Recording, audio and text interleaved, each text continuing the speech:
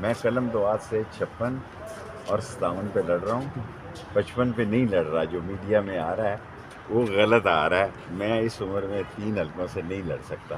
56 اور 57 میں قلم دعات کے ساتھ لڑ رہا ہوں اور پی ٹی آئی کی مجھے سپورٹ حاصل ہے. سپریم کورٹ نے جس بہادری سے سپریم کورٹ نے اور جس جرت کے ساتھ 8 فروری کی ڈیٹ دی ہے، اس کے بعد تو میرا خیال ہے کوئی گنجائش نہیں رہ گئی. میں قلم دعات سے 56 اور 57 پہ لڑ رہا ہوں.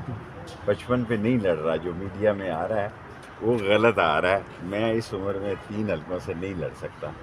55 اور 56 میں 56 اور 57 میں قلم دعات کے ساتھ لڑ رہا ہوں اور پی ٹی آئی کی مجھے سپورٹ حاصل ہے. پرویز علیہ صاحب سے یہی بات ہوئی اور انہوں نے بھی بھرپور تائید کی.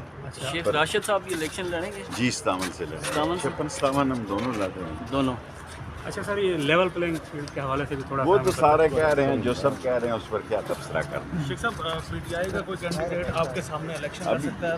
اگر لڑے گا تو پھر مقابلہ ہونے جا رہا ہے ٹف. میں جیتوں گا بہت دور سے انشاءاللہ تعالیٰ. چاہے پی ٹی آئی کے سامنے ہو. اللہ نہ کرے کسی کا ہو. پی ٹی آئی کے لیے میں نے عمران خان کے لیے اس کے چلہ میں نے کاٹا. میں نے جتنی قربانی دی، پہلے بھی میں نے قید کاٹی. میں نے اس کے خلاف کبھی کوئی تحریر نہیں دی. کسی کو میں نے 164 کا بیان نہیں دیا. کوئی اس کے خلاف بات نہیں کی.